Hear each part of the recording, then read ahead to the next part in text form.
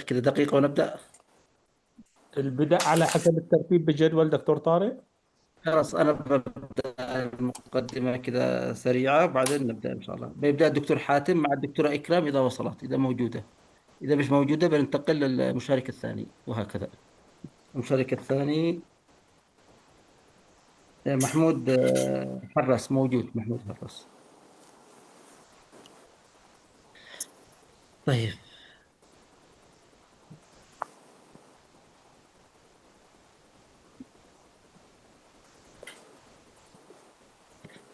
بسم الله الرحمن الرحيم.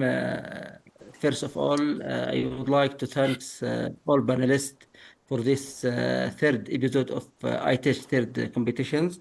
I would like to thank دكتور علي الشيخة، دكتور محمود شويل، دكتور حاتم عمار، دكتور خالد العرفج، أيضا also دكتور محمد الحميري who will be coming soon. Also, I would like to thank all young ophthalmologists who attend these competitions. Uh, Also, there is one or two today will be win and will receive to attend international conference. Let's us begin to start. First, Dr. Ikram. Dr. Ikram, are you here? Okay, no. Okay, second one, Dr. Muhammad Harras. Factor affecting myopia regression after corneal refractive surgery, systemic review and meta-analysis. Okay. Dr. Muhammad, are you here? Yes, yeah. I will Yes, start. okay. Yes.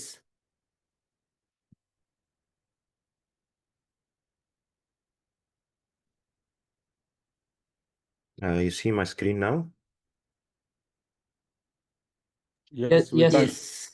Okay. With Hello you, everyone. Dr. Mahmoud Shafil. Okay, hello everyone. My name is Mohammed Mahmoud Harras, and I'm going to talk about factors affecting myopic regression after corneal refractive surgery in a systematic review and meta-analysis. This meta-analysis is based on 16 clinical. Okay, just 1 second.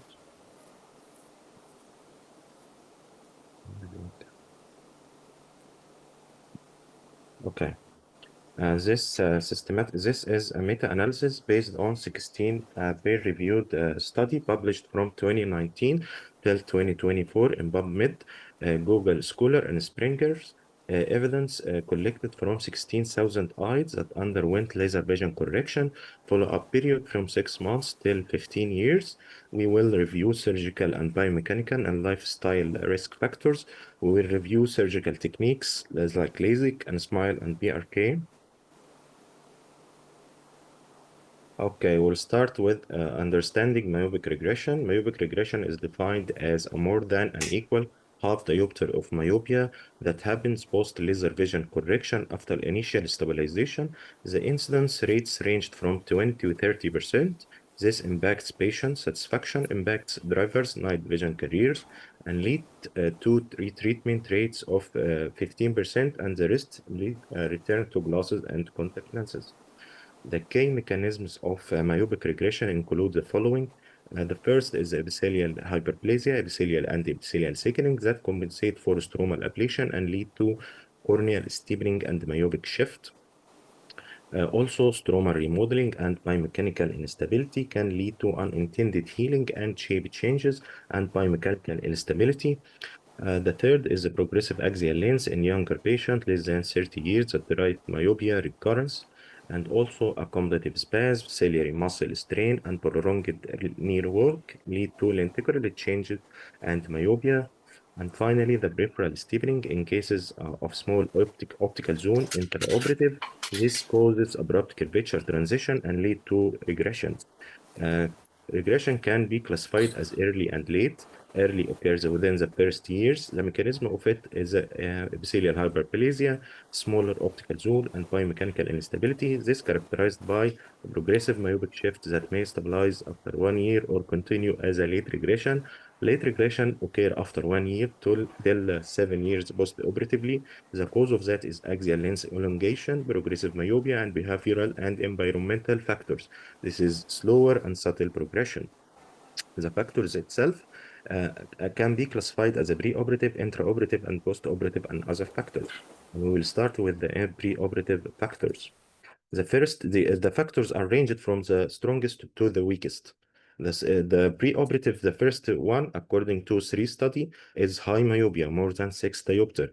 Patients who have more than 6 diopter myopia has 3 times higher risk of regression after correction. And the annual increase of that in patients from 20 to 30 years is from minus 0.1 till quarter diopter per year. In patients larger than more than 30 years, it's almost 0.03 diopter per year. The second factor is the axial length. Patient who has more than 26 millimeter has 2.5 times higher risk of regression after correction, according to study 6 and 10. The annual increase in patients from 20 to 30 years is correlating between 0.1 till 0.2 diopter per year. In patients more than 30 years, it's 0.03 diopter, which correlate with 0.1 diopter per year, and nearly stabilize after 40 years. In these patient studies advise that we should delay surgery until axial length stabilizes. Also, in study 4 found that low corneal thickness, preoperative thin cornea has a higher post-operative epithelial hyperplasia. And also biomechanics, study number 8 found that low corneal hysteresis less than 0.5 lead to unstable post-operative remodeling. And these are the intraoperative causes. We will start with the small optical zone. According to study 2, 3, and 4, small optical zone less than 6 millimeter has 3 times higher risk of regression in cases of SMILE and LASIK. Small optical zoom creates peripheral stiffening and night vision complaints. Study number 4 also mentioned that no difference between 6 and 6.5 millimeter optical zone in PRK. So in this patient, we should aim for more than millimeter optical zone and balance it with the corneal thickness. And these are the shared surgical techniques. According to the numbers that found by this study, these are the numbers by each of these surgical techniques.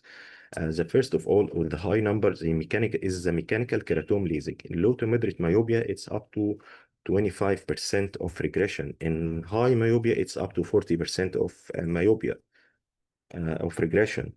Followed by femtosecond and SMILE. These numbers are almost the same. It's up to 15% in low to moderate myopia and up to 25% in high myopia, followed by PRK. It's the lowest of them.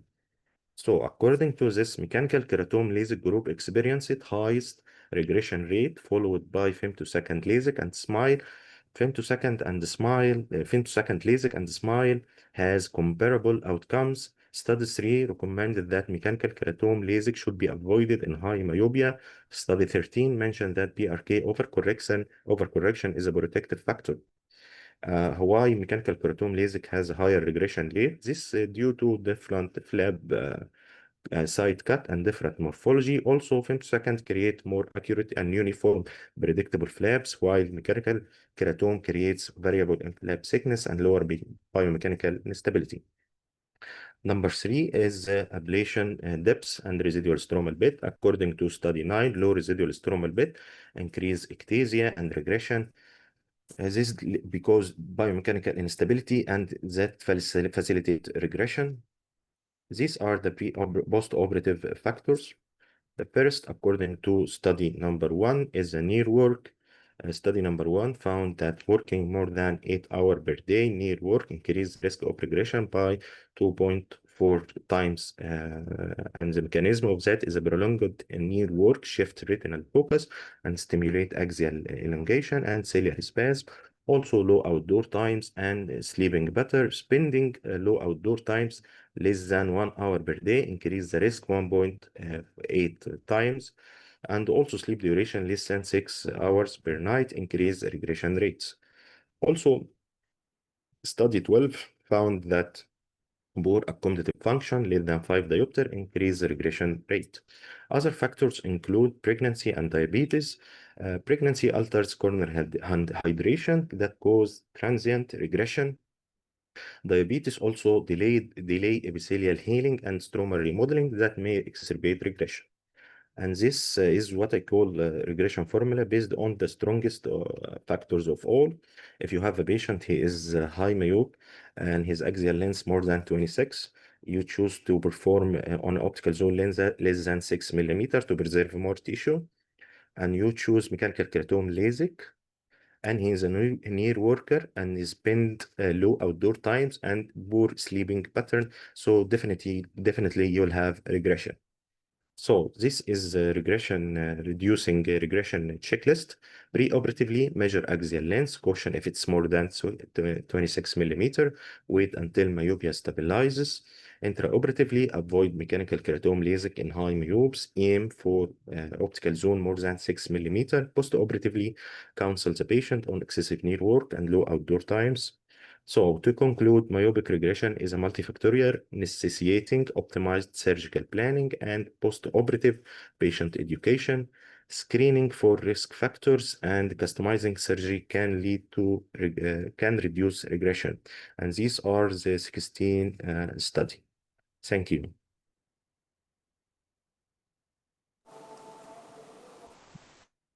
Thank you, Dr. Mohammed. That was an excellent presentation. Thank you. I just want to highlight a few points. Just, I mean, Okay. especially now, and I know that it's a great opportunity for all of you guys to kind of and practice and enhance your presentation skills. So, I mean, your slides were not very busy, so I really like that. Um, um, can everyone be on mute, please? Because I see. Can everyone be on mute, please? Dr. Hatim, thank you. So I was just saying that your slides are not busy, which is excellent. However, you were reading it, and that's for people who are following you as if you're reading for us. And it's very, I mean, it's a very nice soft skill to have, like exactly what you want to talk about, written in the notes, either in PowerPoint at the bottom or you have it on the sides. So and you just have a bullet point, so as if you're not reading, or so the listener can either read the slides themselves or they can listen to what you're saying.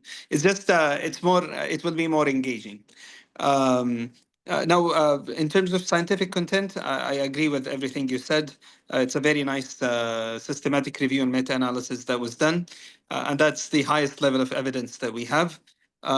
Few things now between so when we talk about low residual stromal bed, low CCT and weak cornea, and when we link that to regression of myopia, we have to talk about ectasia, because I mean that's probably what's happening. So they get ectasia, that's why they have regression. So it's just you need to. I mean, you kind of mention it, but you have to make it clear, because of course when you have ectasia, you have regression. So probably that's what you meant.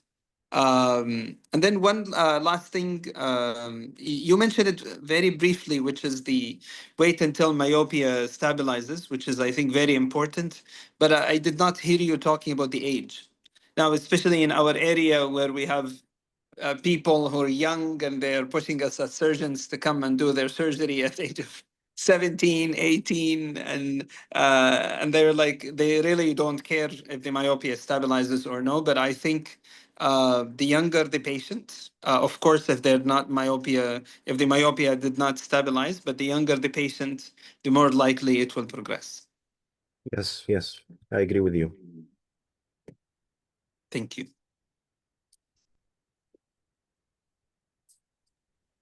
Any comment from other panelists or doctors about these lectures? Excuse me, can I comment for just 1 minute or less even? I would like just to thank Dr. Mohammed for this nice topic, selecting a topic that concern all of the refractive surgeons, and most of us doing that. I learned from his presentation. It added to me. His points was as meant to be, and he delivered it very well. But as mentioned by Dr. Mahmoud, it should be like I mean, putting the things in the slides and talking about it in a different way will be much better and engaging more than this. Otherwise, he did a great presentation, but I was even thinking that he would like to put some discussion in the discussion, especially in the before even conclusion, to have a guideline to avoid the regression, and to have even the options could be delivered or discussed with the patients whenever we have a high risk of regression, and in some of the cases, like using the phakic lenses, or even whenever we have even a dysfunction lens to offer the patient some other options, like the clear lens extraction with the premium lenses, or whatever options, or even to say no to the patients because of the regression is very high, and you might not have a great results for a long period of time. That was what I mean. My suggestion, if you add it to your presentation, it will be very fruitful for the audience to hear even and to have some guidelines obtained from this great meta-analysis and systemic review of such important and very important subject all of the refractive surgeons are looking to hear about. Thank you so much. Only one comment. Yeah, that was my comment. No, only one comment from my side, only for the slide, because this is a presentation, not as a book. It's better to make a very small line. You have in each slide, you have 1 or 2 reference. If you write the reference in the, below of the slide, there's no need to write the numbers. Number slide, reference 3, 4, because this is presentation. It's more attractive for anyone who's look to the slide. If notice any information interesting for that, can look to the reference down directly. No need this is not a book to make reference number 3, 4. You can mention at the end, but it's better for each slide to mention below with a very small line what is the name for the reference, all the reference. That's my point. Okay, can I make a statement about it? Yes. Okay.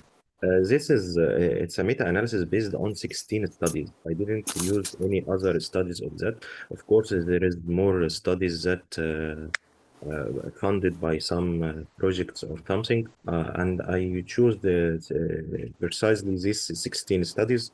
So it's a meta-analysis. So I use the points that mentioned by every study. I try to not go out of this study, and this number of patients has the regression. Those 16 I had regression due to these factors itself. One question, please. Dr. Muhammad, how you select these 16 studies? Why these? What are the selection criteria for only these 16 studies? And one more question. Any of these studies speak about the incidence of regression after redo? Or these studies only for cases de naive, the new cases only? Okay, the first question, I selected these studies, most recent study from 2019 till 2024. Also, I excluded studies that conducted on less than 500 patients. There was studies based on 50 patients, and tells you that these are the factors responsible for regression. I exclude that. And also the follow-up period, I choose the studies that follow-up period more than 6 months. This was all my criteria for choosing the studies. And the regression after redo, I know nothing of this study mentioned anything about it. They only measure regression after the operations itself. I think that's you cleared that, but I think you should mention inclusion and exclusion criteria of the studies within the slides. Yes. But very nice presentation. Thank you, Dr. Muhammad. Thank you. Okay, thank you, Dr. Muhammad. Thank you, Dr. Mahmoud Shoail. Move to next speaker. Next speakers will be 3 pillars for easy FICO. Dr.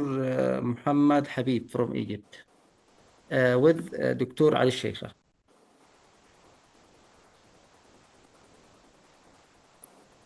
Assalamu alaikum. Can you see my presentation? ايوه وعليكم السلام Yes. ورحمه الله وبركاته. In English please محمد. All in Okay. English. After السلام عليكم. Can you see it now? Can you see my No. presentation? No, we cannot see you. Share screen again.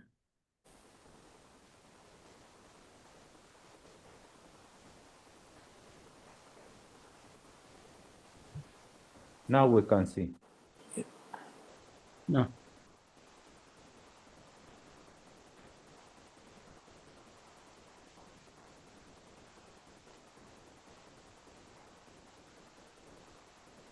No? Yes. Assalamu Okay. alaikum. عليكم السلام ورحمه الله وبركاته. Jum'a Mubarak. I am Muhammad Habib, a resident of Arab Board from Egypt. First, it's a great honor to present in front of these great panelists, and I would like to thank Professor Mazen Sinjab, special thanks for his continuous efforts to teach all the ophthalmologists around all the world with many means. So, Jazakallah kull khair, Dr. Mazen. And I would like to thank Dr. Tariq, the dynamo behind iTeach, and the idea of the iTeach to give the young ophthalmologists a chance to improve their presentation skills, and it inspired me personally to, it's called iTeach, that any resident can teach something, if even it is a small thing. So this presentation is from resident to resident. It is specifically for the residents in their first cases of cataract cases to learn from my own mistakes. Why cataract? Because cataract surgery is the main surgery done during the residency. It needs long learning curve, and it is sometimes frustrating. Like we can see on this graph, this is the years, the first 5 years during residency. It can get frustrating, and some can drop out and say surgery is not for me after doing some mistakes. So there are many steps for cataract surgery. I want to highlight one point, that the surgery doesn't start with opening incisions and closing these incisions. Actually, it starts way earlier at the preoperative assessment and discussion with the patient, and it ends with the last follow-up visit with the patient. So every step in the cataract surgery counts, but if we choose 3, like the 3 important steps, they are like the 3 main pillars. If you do these steps right, it will make your surgery easier, and vice versa. These 3 steps are the tunnel, capsulorhexis, and nucleus management. The first pillar is about the tunnel. The tunnel is your door to all the steps of the cataract surgery. You should construct your door well, so you will get easier surgery. It is about the site, touching the limbal vessel, the direction, radial, the length, about 2 millimeters, the thickness, 50% of the superior corneal flap, and 50% of the inferior corneal flap. This is my first video doing some mistakes. Here, bore fixation, holding the eye way far, and the EC is not filled well with big air bubble in the EC. The EC was underfilled, the direction was not radial, so the net result, long tunnel, which will make your surgery very difficult afterwards. Another video, how to fix this.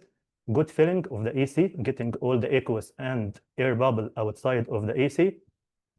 Then good fixation with fixating at the limbus opposite to the entry site.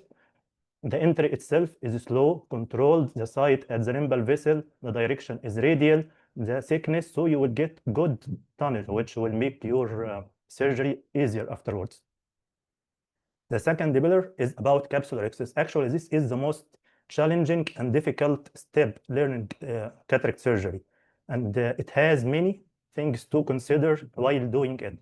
And guess what? The first thing to consider is well-structured tunnel, good pupil dilatation, focusing on the anterior capsule, and you can use stain to help you focus. proper initial flap creation. You can use the stone to help you. Proper size and centration and well-formed EC and hinging and floating in the tunnel. Proper grasping and regrasping of the flap, and to know how to rescue the rixus. Okay, for the sake of time, we will focus on the last four. Like here is a video of my first cases doing the capsule rixus. Here, good dilatation, good EC formation, and good tunnel, and proper initial flap creation using the stone, well visualization and focusing on the anterior capsule. But guess what? Here is the mistake. I am not floating and hinging well in the incision, hitting the side of the incision, which will wrinkle the cornea, poor visualization, and the escape of the OVD, and it will shallow the EC. 100% you will have an extension. Here I should stop and use the little rescue technique, but at this level I didn't know, so I continue.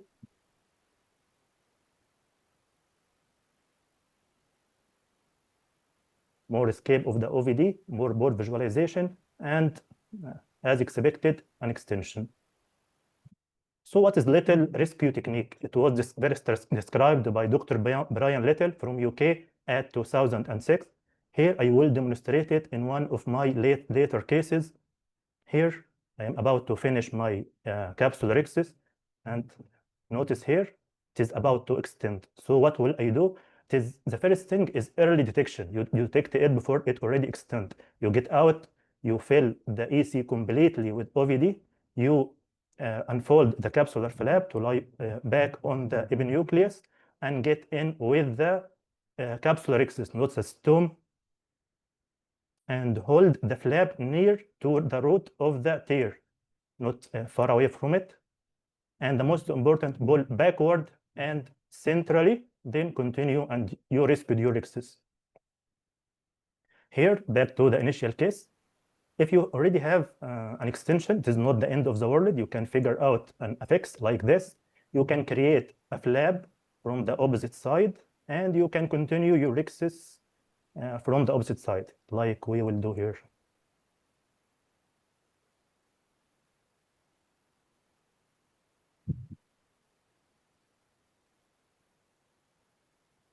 Okay, you completed your rixus, but there is extension. Okay, the third pillar is about nucleus management. There are many techniques to manage nucleus. You have to choose, you can choose one of them and stick to it and try to improve with time. And guess what? The most important thing to have a good nucleus management is to have a good tunnel and again a good capsular rixus, and note your phaco-dynamics, good grooving and good chopping, and the most feared complication for beginner residents, know how to deal with BCR. To deliver efficient and safe phaco-emulsification and to get away from the BCR, you should your working area should be in this central safe zone, which is highlighted with red. You are away from the cornea to avoid corneal damage, away from the posterior capsule to avoid BCR, away, of course, from the periphery of the nucleus. Here, one of my mistakes during nucleus management in this video, I removed the last part of the endonucleus. Now, there is a very thin shell of epinucleus. This is completely wrong. You should lower your power, the minimal power, and peel it from the periphery. Don't attack it from the center because you are just above the posterior capsule here. I punctured the posterior capsule. Here, it's already punctured. I didn't notice at this level. So I continued, and this is another mistake. I get panicked and I get out of the AC. This is a third mistake. So quick tips to deal with BCR. Early detection is the key. You have to stay calm, don't panic, don't get out of the AC, maintain the AC, don't get out with the phaco probe, don't stop the irrigation, and inject viscoelastic to maintain the AC and keep the vitreous from prolapsing. Okay, this part was iTeach, trying to teach something. Now, this was one of my last cases, trying to learn. I want to learn from panelists and learn from them in this case. Here, creating the tunnel, creating capsulorhexis following the previous rules, initial flap, good fill of the AC, grasping and re-grasping, and the most important in floating and hinging in the incision, maintaining the depth of the AC all the time, and proper size and centration at the end, removing the epinucleus and superficial cortex, of course, and trying to make a central groove.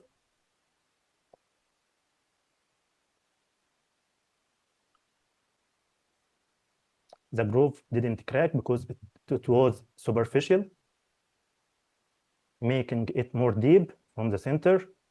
Then now it cracks,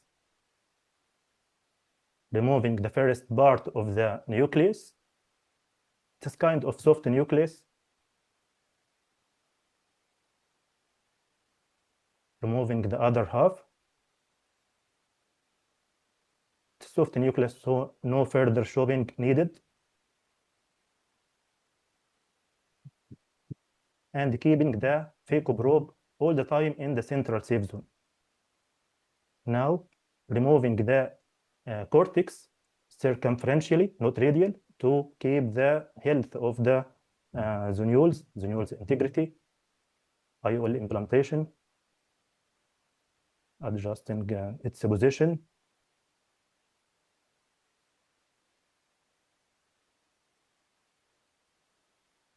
Then removing the viscoelastic from front and behind the IOL, and a little bit of posterior capsule polishing if needed.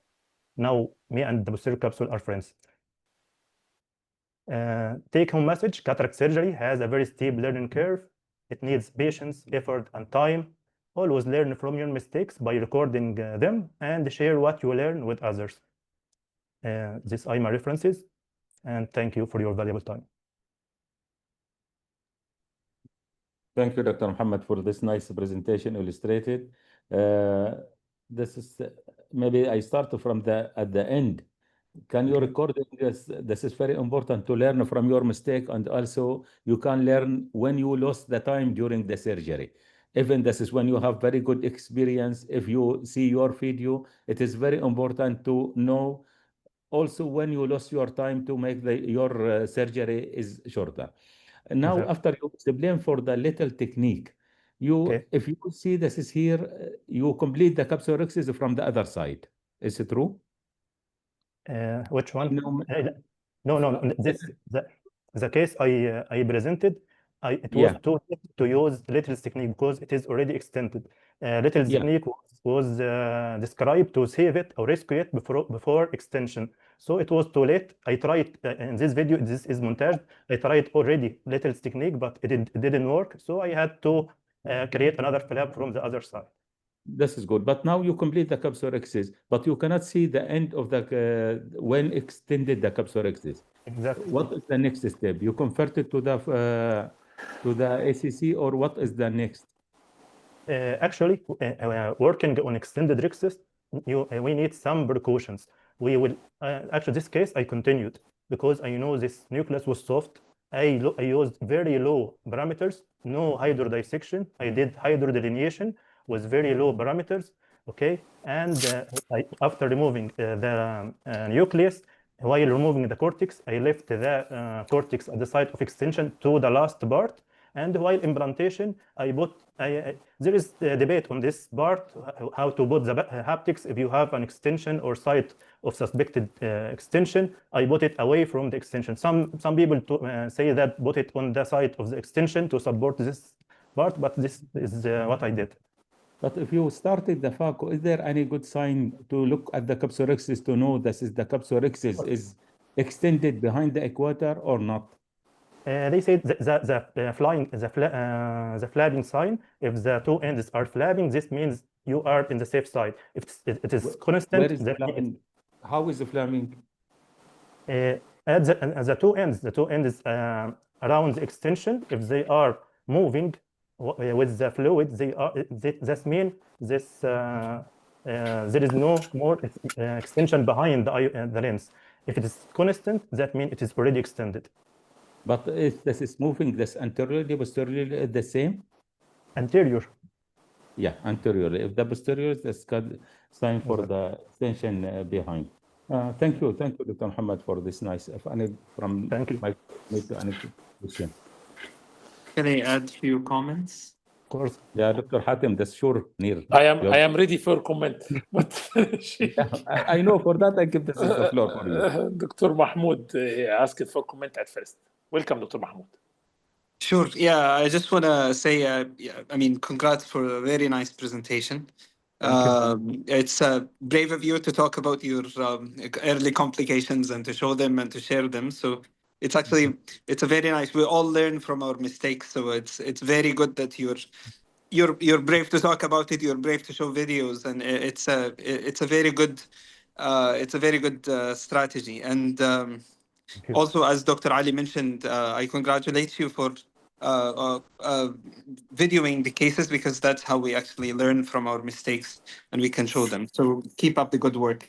Now, a Thank few you. things I just want to mention, just to, I like your strategies. I agree with everything you said when you have an extension of the rexus, but low parameters and you go slow, but also very important key factor to keep the AC maintained.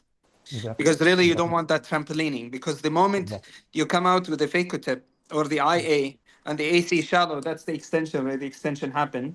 So usually you Exactly. go with your side port with a viscoelastic or fluid, even BSS, and you inject, and that's a very nice skill to inject from the other hand while before you come out to maintain your AC.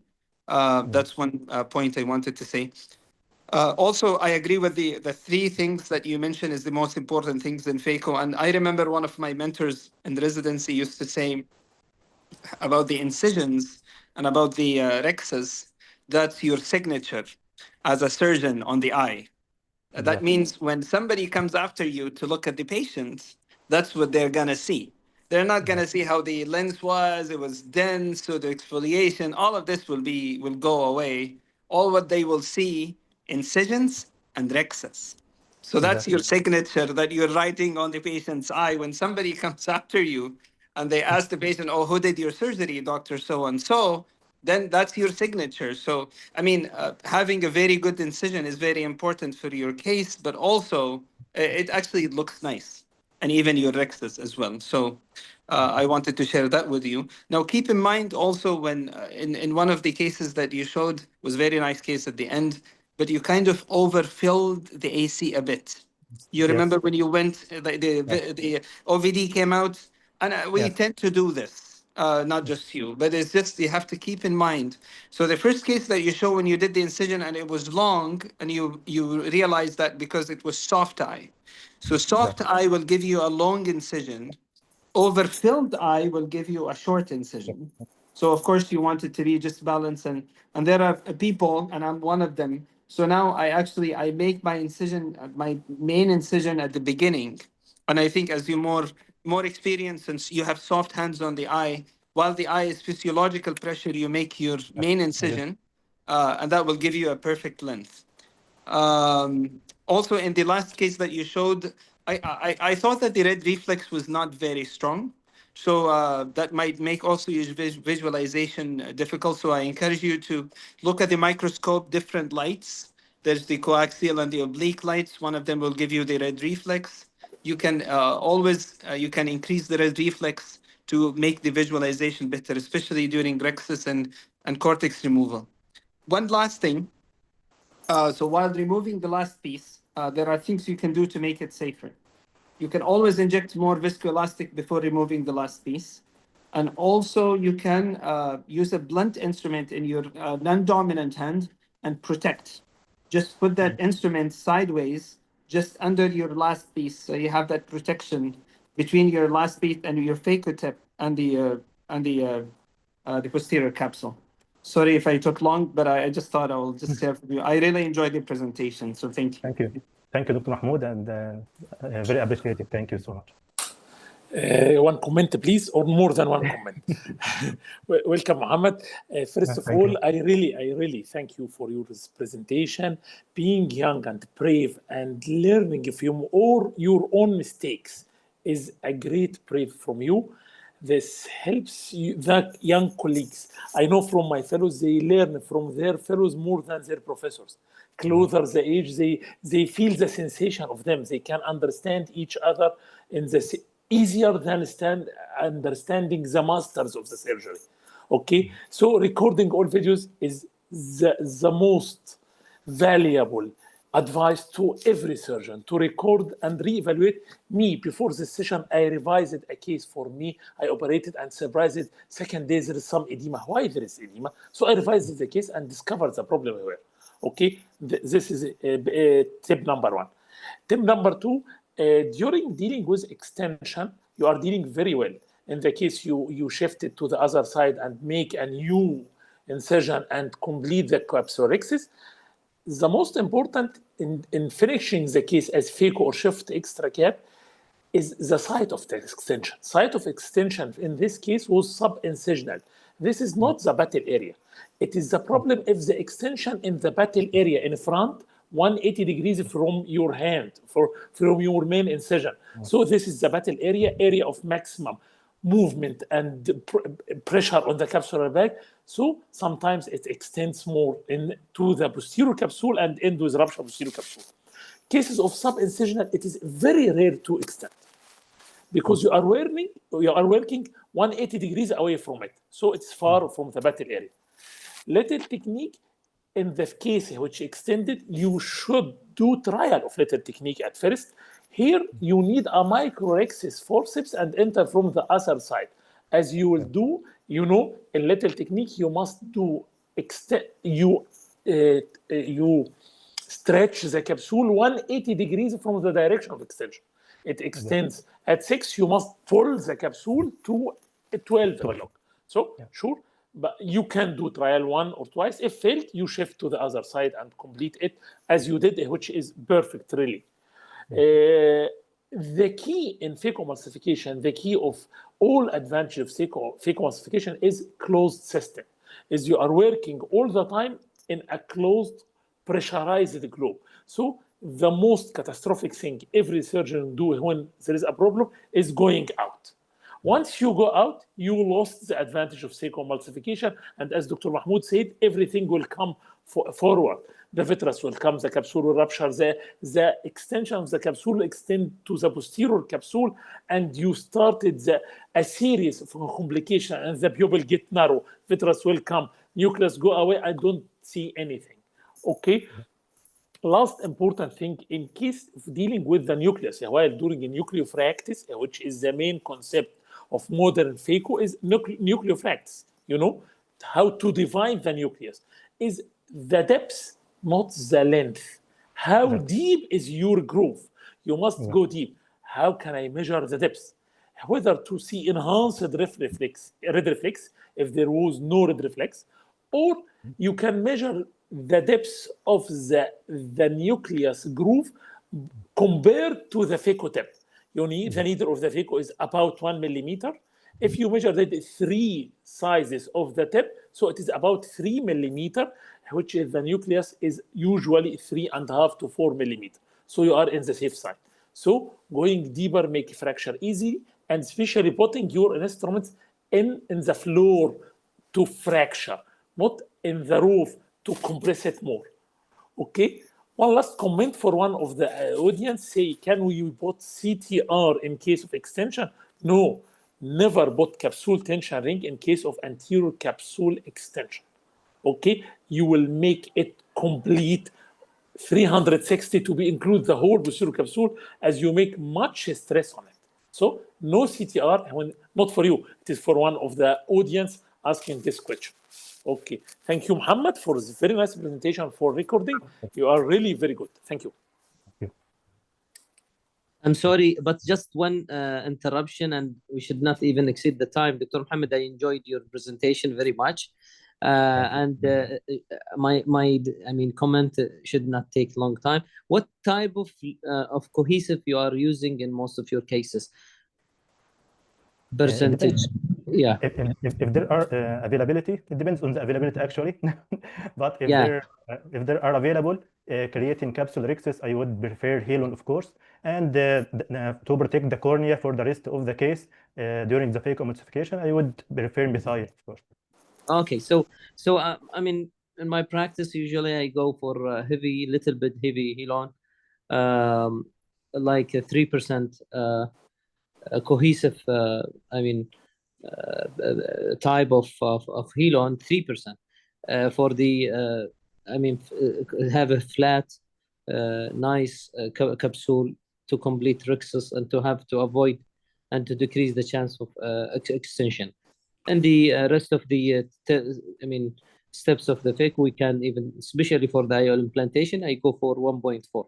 So usually I open both two, one a heavy one at the beginning, and then a light one to remove it easily after I do implantation of the lens. Just a comment, and it improved my practice very much. It decreased the chance of extension and helped me very much to control the rhexis size as well. Thank you so much. Thank you. One comment for Dr. Khalid, please. Can I comment with you? Yes. You don't Yes. use dispersive, Dr. Khalid, at all? I do. Whatever available. You don't use soft shell technique or something like this? Yeah, I do that. I usually, this Covis can help very much, and this is a cohesive with dispersive yes, type, and it helped very much. But I mean, actually, I found in some of his videos that the Helon is easily coming out of the wound. That is a light Helon. It is missile. No, it is missile, not Helon, I know. Or yeah. Exactly. So it didn't help him to control the flattening of the rhexis. So this is, I mean, I adopt in my practice to have a controlled size of the rhexis very well and to avoid the extension. Sure. In during rhexis, cohesive and mainly Helo, whatever its concentration is much more better. But one point against many concepts of people, when there is a rupture of posterior capsule, you better to put dispersive, not Helon, as irrigating fluid is still continuing. Helon will come out 100% whether there is irrigation, and you can't stop irrigation except if you start to inject. So it's better to put dispersive, ideally if you have viscose, no financial interest, or methyl cellulose. If you don't have anything, inject anything you have in your hands, but better to be dispersive in rupture posterior capsule. Please. Thank you. Okay, thank you, Dr. Mahmoud Habib. Thank you all panelists. Yes, okay. I would thank you all the panelists for their valuable time. Yes, maybe I teach it a little bit, but I learned a lot from your comments, and thank you for your input. Thank you so much. Thank you, Dr. Mahmoud Habib. Thank you all panelists. Next speakers or next topic about hold the pressure aneotic in microshunt surgery with Dr. Dua Nabwani and the panelist Dr. Muhammad Al-Himiri. Assalamu alaikum. First of all, I want to thank all the doctors and the mentors for this great opportunity. And I wanted to thank Dr. Muhammad Habib for his presentation. I thought I'd be nervous because I will be the next, but I enjoyed the presentation a lot because for a resident, it's very important and encouraging to see which mistakes could happen and how to face them and to deal with them. And now I will share my presentation.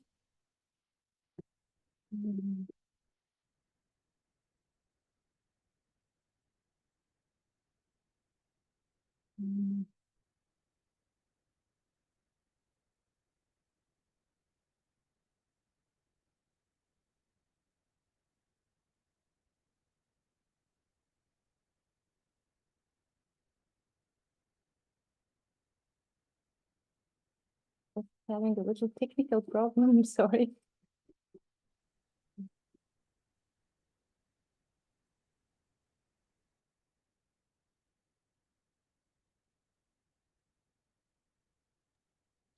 Yes.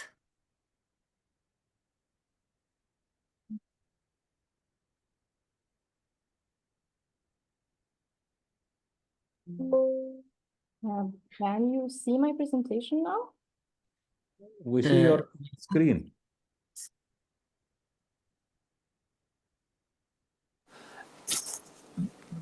Double click on the PowerPoint presentation. You didn't open it. It's opened. You're still not seeing it, right? We are seeing your screen, the folder of the iTeach microshunt study, but you didn't open it. Yes. Yes. Now you are opening it. Okay. It's loading. Wait. No. Maybe I have to. Maybe you need to look out and open the presentation, and after that, log in again. Yes. Reopen, close and reopen. Okay, let me try again.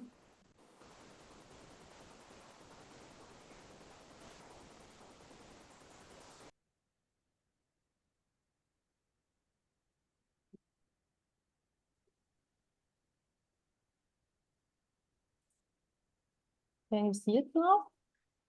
I don't know what's going on. I can't just share it here. Yes. Yes, Dr. Rada, it's now okay. Now you see my presentation? Yes, nice. Okay. I'm so sorry for the delay. Dear colleagues and members of the iTeach community, I would like to present our study on the role of the suture stenting in the microshunt surgery. We aim to evaluate whether a simple modification could reduce early postoperative complications without compromising the outcomes. As a brief reminder, the microshunt is a minimally invasive glaucoma device designed to lower the intraocular pressure by diverting the aqueous humor from the anterior chamber to a posterior bleb created beneath the conjunctiva and the Kennedy's capsule. This bleb forms the basis for a long-term pressure control. And the suture stenting is a new technique, involves inserting a thin, mostly 9.0 or 10.0 nylon suture directly into the lumen of the microshunt at the time of the implantation. And the purpose from this technique is to temporarily reduce the flow of the aqueous humor during the early postoperative phase. The suture remains freely removable, and it could be taken out during the follow-up visits, depending on the intraocular pressure or the healing response. And this method allows us to control and lower the pressure stepwise while reducing the risk for early hypotony. I have here a small video. I hope I can play it. It's a video of the stenting. Here is the microshunt is already implanted in the eye, and the surgeon is inserting the suture in the lumen of the microshunt. And the suture will be freely removable through the conjunctiva for the follow-up visits. The study I did was a retrospective study for patients who underwent Braze-Flow microshunt implantation with and without suture stenting. All the patients had the surgery with mitomycin C concentration 0.04%, and the study period was between October 2022 and October 2024. The patients I excluded from my analysis were patients with previous filtrating surgery, previous or history of pars plana vitrectomy, patients with high myopia, and patients who underwent intra or postoperative complications or postoperative malignant glaucoma. And my primary endpoints were the intraocular pressure on the first day after the surgery, 1 month after the surgery, the rate of choroidal detachment, the need to use Helon, and the rate of reoperations, including needling and bleb revision. We used SPSS as a program for analyzing the data, and we have two groups. The group one was 34 patients who underwent microshunt implantations without suture stent, and the group two was 20 patients with microshunt implantation with suture stent. The preoperative intraocular pressure was comparable in both the groups, around 25 mmHg. And on the first day after the surgery, we observed a statistically significant difference in intraocular pressure. The patient without suture stent has significantly lower pressure than the patients with suture stent. And the t-tests show p-value smaller than 0.05. However, after 1 month after the surgery, the difference had leveled out, and the intraocular pressure values between the two groups were not significantly different anymore. Here is the diagram of the intraocular pressure. We can see that preoperative, both the groups had similar or comparable intraocular pressure. On the first day, the blue line shows the first group. They had significantly lower intraocular pressure than the orange group, the group without with suture stenting. And 1 month after the surgery, the group with suture stenting had lower intraocular pressure, but the difference between the intraocular pressure was not significant. We also tracked postoperative complications and controlled the rate of the choroidal detachment and the Helon application. And we saw that the rate of choroidal detachment and the need for Helon application was more often in the group without suture stenting comparing to the group with suture stenting. Also, the need to reoperation, including needling and lip revision, was also more commonly required in the non-stented group. Some more additional information in the second group with the suture stenting. The suture was removed at varying timing. By some patients, we had to remove it at day 1 after the surgery. By other patients, it took 2 months. And we had 3 cases due to clinical decision where the suture was not removed. And we're planning in the future to do a further analysis with bigger number of cases and to analyze also the intraocular pressure trend in relation to timing of suture removal and the long-term intraocular pressure course. And the take-home message is, while both groups achieve intraocular pressure reduction, suture stenting appears to offer a safer pressure profile post-operative, particularly in avoiding early hypotony. Further analyses are ongoing. And here are 3 similar studies. They took place in the last 3 years about this procedure, and the 3 studies with my study came to similar results. Thank you for your attention. Thank you, Dr. Dua, for this nice presentation. Actually, it's an excellent study. And using of a stent in shunt surgery in glaucoma, especially non-valve glaucoma drainage device, is commonly used these days. I mean, in ADI or lab aqueous drainage implant or in Berveld, we used a stent and we call it ripcord stent. Here in Bracer Flow, you are using this stent, but you didn't mention what are the criteria to remove the stent. You said you remove the stent from day 1 up to 2 months. Is there any criteria to removing the stent? Yeah, of course. The criteria were the intraocular pressure, when the intraocular pressure was very high, like 16, 18, we had to remove it sometimes. The morphology of the blip 16, 18, then you remove it from day 1. Mostly, but like we had to look about the preoperative pressure, the stage of the glaucoma, and the ideal pressure we are looking for the patients. So that's why mostly the surgeon decided himself when to remove the bleb, the suture, but mostly we looked at the morphology of the bleb and the intraocular pressure. And some of the studies were recommending the pressure between 16 and 18 to be the pressure where we remove the you didn't notice any, I mean, hypotony immediately when you are removing the stent? Yeah, actually, directly after removing the stent, the suture stent, we were measuring the pressure, and it was lower, but not very low. It wasn't going to hypotony, but it was lower than before removing the suture. But no complication. I mean, hypotonic choroidal detachment. If you remove the stent very early. I think if I remember, one case had actually the complications afterwards, but it was only one case between 20 cases.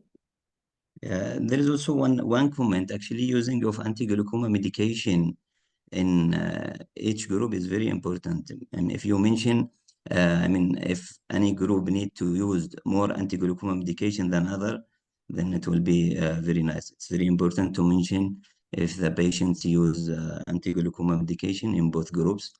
And I don't know if you mentioned the percentage of complication, but number of cases with hypotony happened in each group. It's not also mentioned.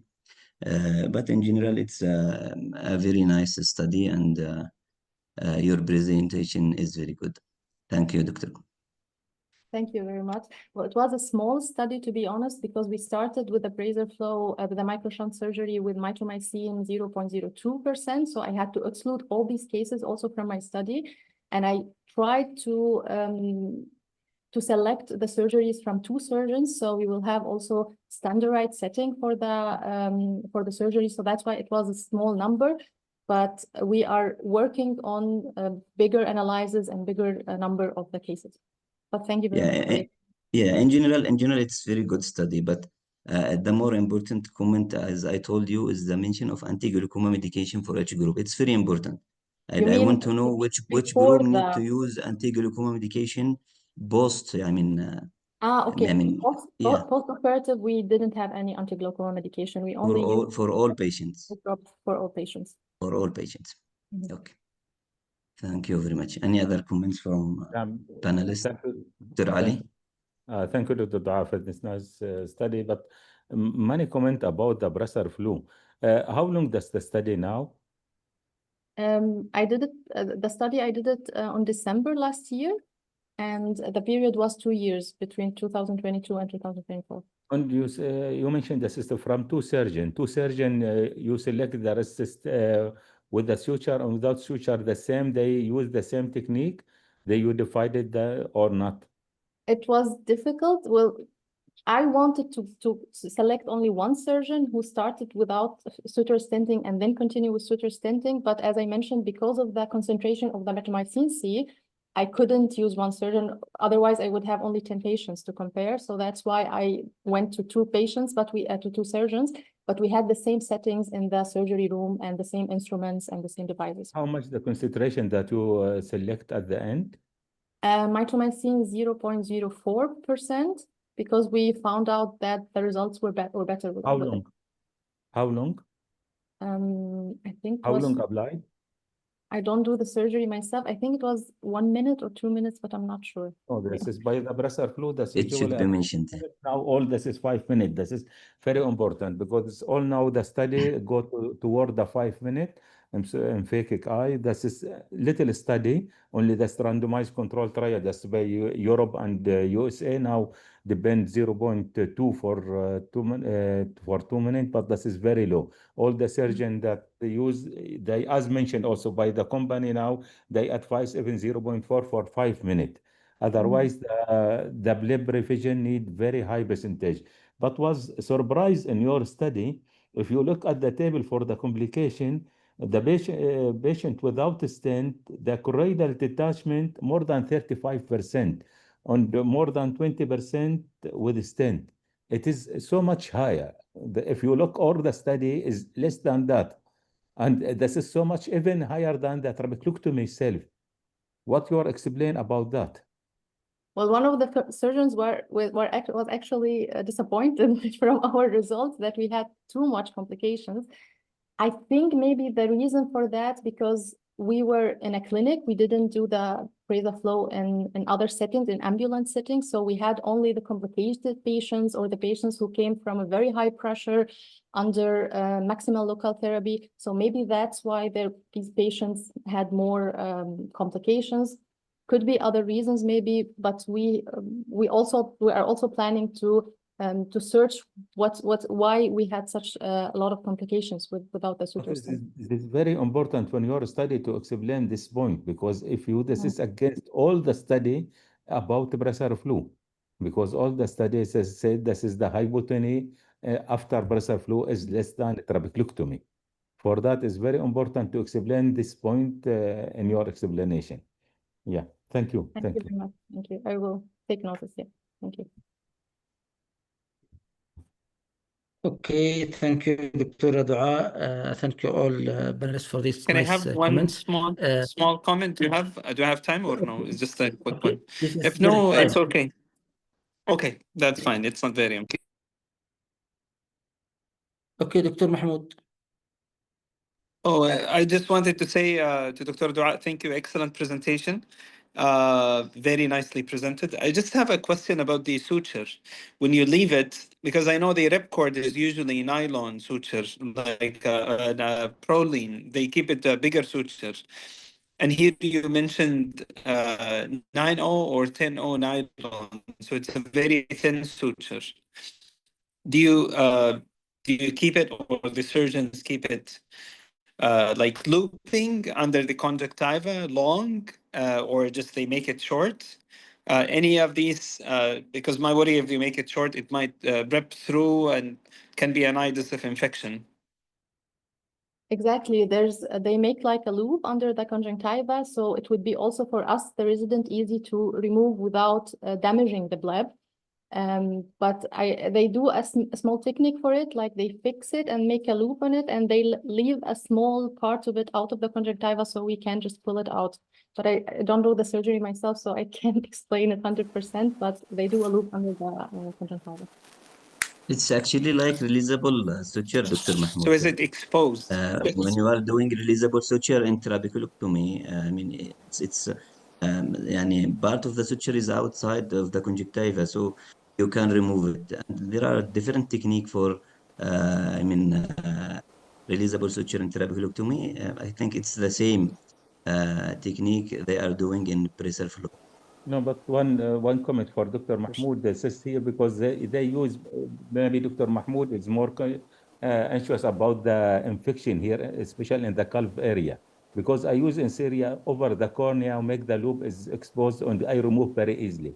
But here in Oman, I make small incision, 30% deep in the cornea, and take on the deep of the cornea, and return in the cornea, and I tract. After that, 1 day, 2 days, the epithelium cover all the suture, the loop. When I need with the needle, I remove the system, open over the suture and remove the suture as the same technique of the releasable suture. This is the issue.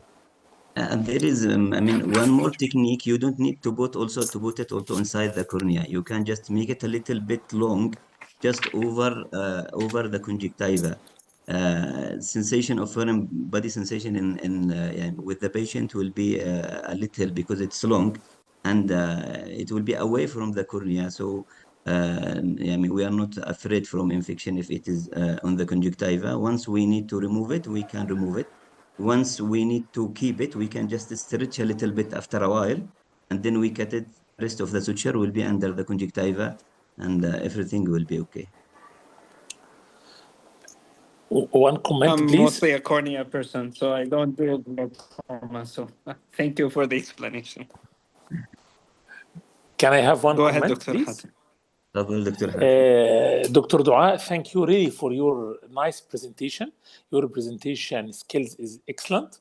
Your study design is good, is excellent. But one question or two questions. One, the first one, the concentration you see 0.04% of mitomycin, 0.04, or I think it is too little concentration for anti-glaucoma. We use this concentration on the cornea in case of PRK or something like this. Or I think it is 0.2 direct. Dr. Ali Sheikh, you agree it is 0.04? Yes. Doctor, this is the problem here always for all the other about this point. This is 0.04% or 0.4. This is 0.4. This is milligram per milliliter. Microgram per milli, yes. 0.4 microgram per milli. Milligram per milli. Yes. Even this is 0.04, this is 0.04%. That means a gram per deciliter. Okay, that's good. This is the difference. So okay. I use it more in the cornea. That's why. The cornea, we need this is 10% diluted. This one used in the cornea. And the glaucoma, yes. Okay. Yeah. You apply it under conjunctiva and under the flap if you are doing trabeculectomy, or you do under the conjunctiva only? You apply mitomycin twice or once? No, only once. When they open the conjunctiva, they put it on the tenon, for a few minutes, and then they insert the braided flow and close the conjunctiva. But I we think also under the tenon or above the tenon? above the tenon. Sorry, Dr. Dua, this is not true. This is under Not the true. tenon, because Under the first of tenon, all, yeah. this is first of all no flap, only this is tunnel with the 1.4 MVR, open the small tunnel, and after that inserted with a 26 needle. But here, very important to apply under the tenon, yes. Yeah, very deep and long posterior dissection, and we put the sponge under the tenon, because you it's need very injection, right? You inject it under the Yeah, tenon. this is different. You injected not during the surgery. You injected, depend on the protocol, 40 microgram. Yeah, that means 0.1 milliliter from concentration 0.4, or you apply by the sponge. You use the concentration 0.4 and apply the sponge for 2 or 3 or 4 millimeter, but under the tenon. And this operation is very important to cross the tenon and to make a shift moved anteriorly. Otherwise, the tenon will close the posterior tip of the brachial fluid. Thank you, Dr. Ali. The second comment is the high incidence of complication, mainly of the choroidal detachment with you. It is very high incidence. Maybe there is a problem in the technique itself, or you are maybe putting the shunt under the conjunctiva, not under the tenon. Maybe this solves the problem. No, I think it's my mistake because I don't do the surgery. I think it was applied right in the right concentration, but could be that something with the surgery technique. As I said, it is the same incidence between the two surgeons, or you didn't compare the two surgeons? Well, actually, I only compared the two groups, but it would be a good idea also to compare the two surgeons. If they are not all the masters, if there is one the senior of you, don't compare with him. He's the right one. Okay. Thank you, Dr. Dua. Thank you. Okay, thank you, Dr. Dua. Thank you all panelists for this nice comments and discussion. I think that's last one, if Dr. Ikram not come. Now about zero exfoliation syndrome, Dr. Marwa Abdelal with Dr. Khalid Al-Arfaji, panelist. Dr. Marwa. Good evening. Yes, good evening, Dr. Good Marwa. evening. حياك الله يا Good دكتورة. evening, dear professor. أهلا وسهلا. أهلا بك دكتورة مروة. Yes, it's my great honor to share in this competition. Thank you for this valuable chance. And now I will share my presentation. Okay.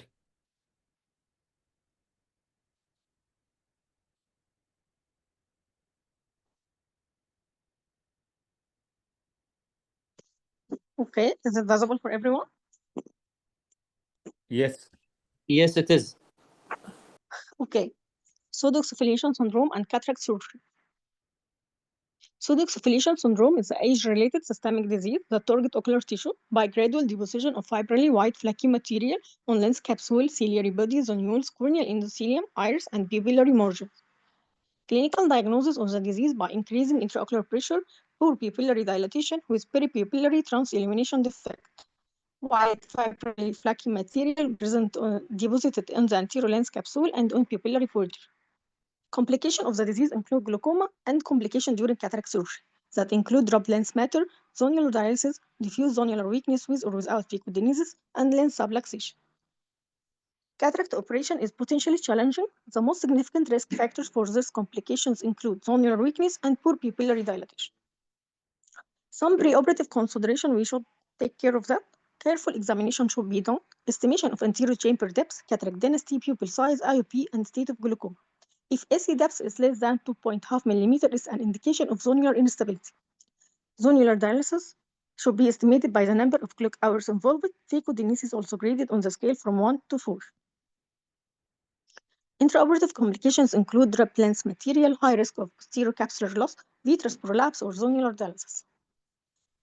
Intraoperative consideration, if we have a small pupil, preoperatively that can be prevented by using non-steroidal anti-inflammatory drug that can discourage intraoperative meiosis.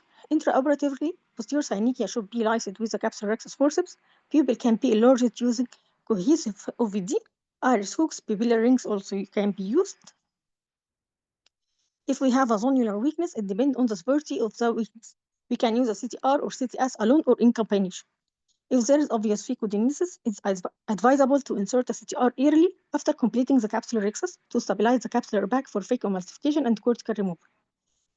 If we have advanced zonular disease, CTR or CTS can be sutured to the sclera. Unlike the CTR, CTS doesn't require dialing technique during insertion, so that creates less stress on the capsule, on the zonules, I'm sorry. During capsular rhexis, sharp instruments should be used to begin the capsular rhexis. If stria are seen during puncture, it may be the first clue for zonular weakness is present. Capsular exercise is more critical with the zonular weakness, as too small capsular rhexis should make the phacoemulsification difficult to perform. Hydrodissection and vasodissection. Hydrodissection should be minimal stress on the zonules. Injection of an OVD between the lens capsule and the cortex may be useful.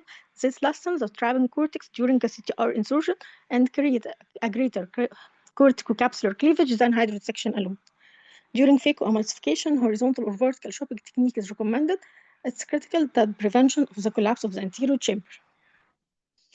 During cortical removal step is could be more difficult and more traumatic. Tangential strapping method may be used to allow a cortical material to separate from the capsular bag. It's important to remember that the cortex may be trapped behind the capsular tension device. In some difficult situations, dry removal with the cannula may be required, but this technique may be a time-consuming, but it will give a best result and best chance of preserving the zonular fibers. During IOL insertion, slowly unfolding one-piece acrylic IOL is the best. This IOL design allows the surgeon to dial the IOL gently into the capsular bag with minimal capsular and zonular stress. The advantage of using CTR provide excellent impact centration. In the presence of zonular weakness, a sulcus placed or 3-piece foldable IOL is not recommended because of the likelihood of decentration. Postoperative complication may include acute IOP elevation, capsular contraction, corneal edema, succoid macular edema, glaucoma, IOL deposit, IOL dislocation, and posterior capsular ossification or posterior synechia may be developed. Prolonged anterior chamber reaction may occur.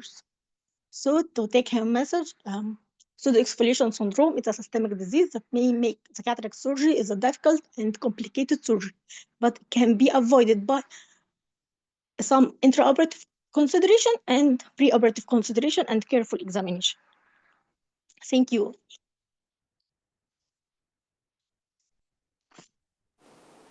Thank you, Dr. Marwa. Assalamu alaikum. Thank you so much, Dr. Marwa. You greatly presented a topic about pseudoexfoliation, which is really important, and everybody concerned about it, which all of the anterior segment and phaco surgeons, anterior segment surgeons, as well as glaucoma surgeons are really concerned about this topic. So you smartly selected a great topic. This is the positive about it, and you deliver the messages nicely about this important topic. But on the other side, in the same comment, in the skills of delivering the messages in front of people, it's nice to not to read the slides and to have some important comments from your side rather than reading from the slides itself. Also, I was expecting to add some videos that can enrich your presentation to see how it looks like during the pseudoexfoliation syndrome phacoemulsification procedure, to see how it looks like, wrinkling of the capsule whenever you are intending to do a good rhexis, and to see how is the poor dilatation and how to deal with it. These are can enrich your presentation as well. The things also I was expecting to see to add some studies to see or guidelines for all of the audiences whenever you need to do a combined surgery rather than a phacoemulsification. What is the recommendation? What is the latest practice about the pseudoexfoliation syndrome, phacoemulsification procedure, how to consult the patient pre-op or post-op, how to, all these guidelines illustrated very well in the studies and published recently. If you search about it, the level of information you delivered are basic knowledge that delivered to the residents, rather than sending these messages to a practicing surgeon that can add to them in their practice. Otherwise, you nicely did the topic and the exercise that very well. Thank you so much.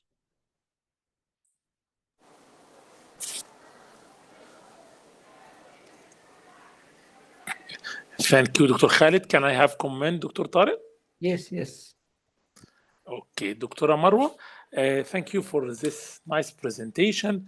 As Dr. Khalid said, it is a little bit very, very basic presentation, but there are some points which needs to be revised with you. You commented many times about the posterior synechia and how to remove. Actually, in case of pseudoexfoliation, we never see posterior synechia. I never see posterior synechia in case it doesn't dilate because there is a problem in the sphincter pupillae and dilator. There is problem in the dilator pupillae muscle, but no synechia at all. I never see synechia. And you said remove synechia by capsulorhexis forceps. We don't deal with synechia, whether the cause of it by capsulorhexis forceps at all. We can break the synechia whether by a blunt spatula, or if it is difficult, we can use sharp instrument like MVR, like cystotom, something like needle, but not by capsulorhexis forceps. This is point number one. Point number two, you hear me, Dr. Marwa? Yes, your comment that never implant multi-piece IOL in the sulcus. I totally disagree with this concept, because in the last few years, and guided mainly by David Shank, it is the recommendation to implant in case of back zonules, especially in pseudoexfoliation syndrome, to implant multi-piece IOL in the sulcus with optic capture.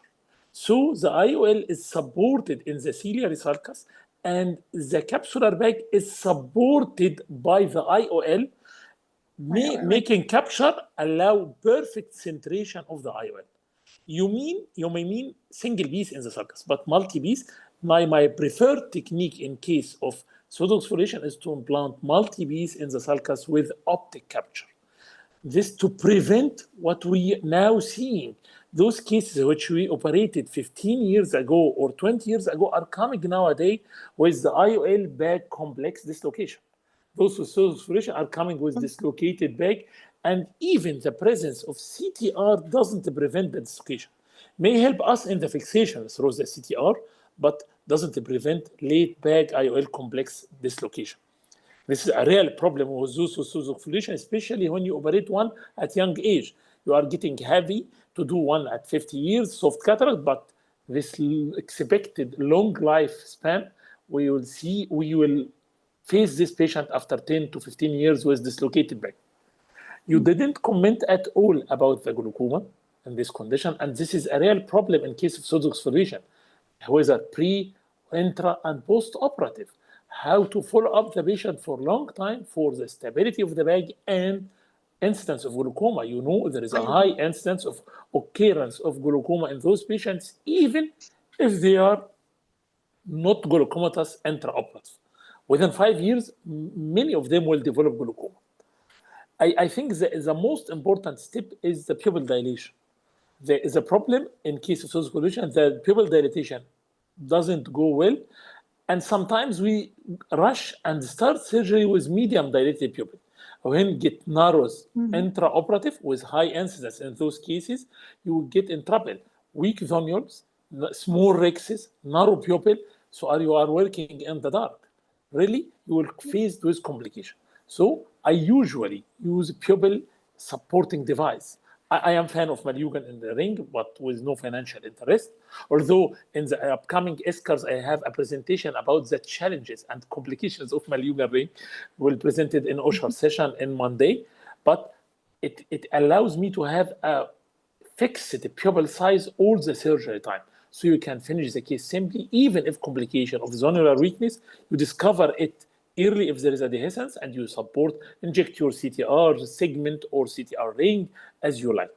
But finally, I find pseudoexfoliation one of the most challenging cases in cataract surgery, and it needs many informations even about the fluidics of the machine. You need to do a little bit slow motion fake where you protect the endothelium, because these cases are usually associated with low endothelial cell count or unhealthy endothelium, even if the count is normal. But finally, you are a very good presentation, and thank you for this presentation, Marwa. Thanks a lot, Doctor, for this valuable information. Thank you. I fully agree with Dr. Hatem in many points he mentioned, especially the preferred lens for the exfoliation. Yes, for the experienced surgeons, there are a lot of things to be discussed about in exfoliation syndrome. Otherwise, if you, your audience is residents and basic knowledge was delivered very well. Thank you. One comment, Thanks a Dr. lot, Marwa. You mentioned this is if the anterior chamber less than 2.5 millimeter, that's indication for subluxation. How you can differentiate this is as narrow angle glaucoma or pseudoexfoliation glaucoma or combination? Is there any criteria to look at that to differentiate between both? We can examine angle by gonioscope, by gonio lens before surgery. Yeah, but is there any criteria to look at the biometry to If it's indicate open that? angle or closed angle. No, but is there any indicator to look at this is by the angle you will find the angle is too close if there is subluxation, either this is angle closure or pseudoexfoliation. In the biometry, there is any criteria to look at that that's to indicate this eye is maybe that is only as angle closure, or maybe this is combined, or there is subluxation?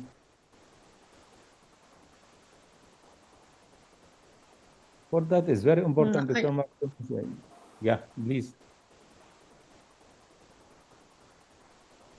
And do you mean by biometry? By measuring the AC depths in biometry that can differentiate between both?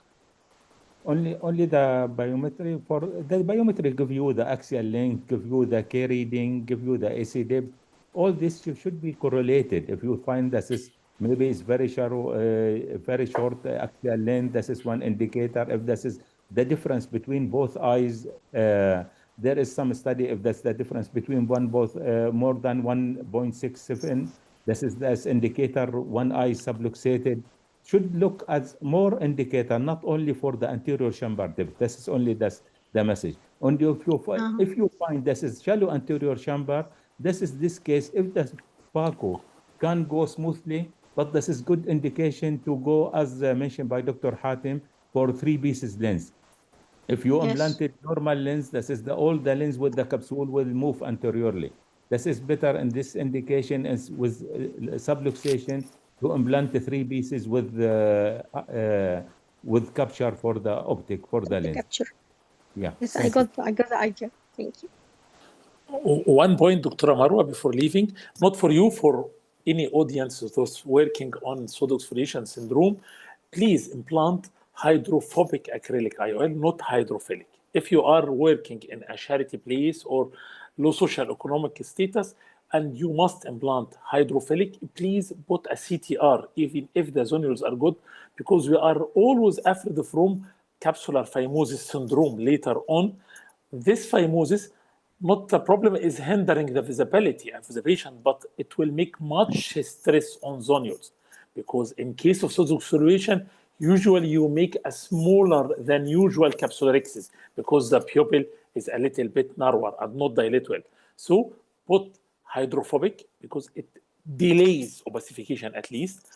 Better to put CTR to prevent phimosis, or the ideal for me to implant multi-piece in the sulcus with optic capture.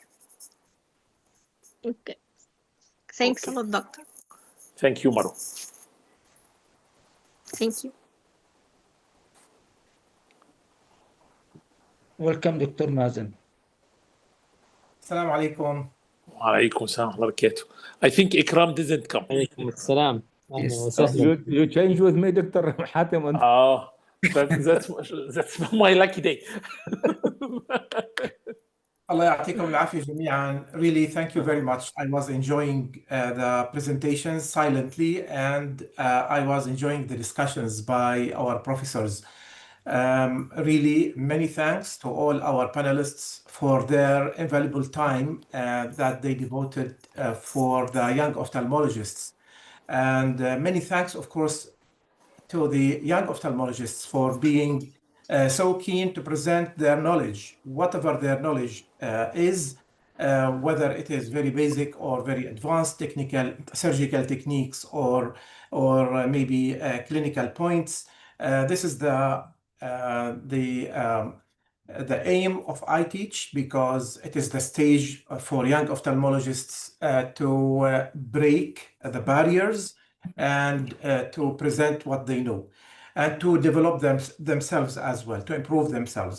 And all the thanks, of course, to our panelists, and of course to Dr. Tariq, the engine of the iTeach, for the great efforts to put all of this together. Thank you. If you have any thing to add, Dr. Tariq, other panelists, really, I owe you for your time and your knowledge. For me, I would like to thank all panelists for your for this time and this nice discussion. Also, I would like to thank all young ophthalmologists for this also nice presentations. Thank you for all. Thank you. Okay, thank you very much. And all evaluation forms will be sent to you, Dr. Tariq, for selecting the best. And all of the speakers were very good. يلا السلام عليكم ورحمة الله وبركاته. الله See you يعطيكم next العافية إن شاء جميعا. الله. وعليكم السلام. السلام ورحمة الله وبركاته. شكرا لكم جميعا. شكرا لكم. يعطيكم العافية. Thank you very much. شكرا. مع السلامة. في أمان الله. مع السلامة. السلام عليكم. عليكم السلام ورحمة الله وبركاته. في أمان الله.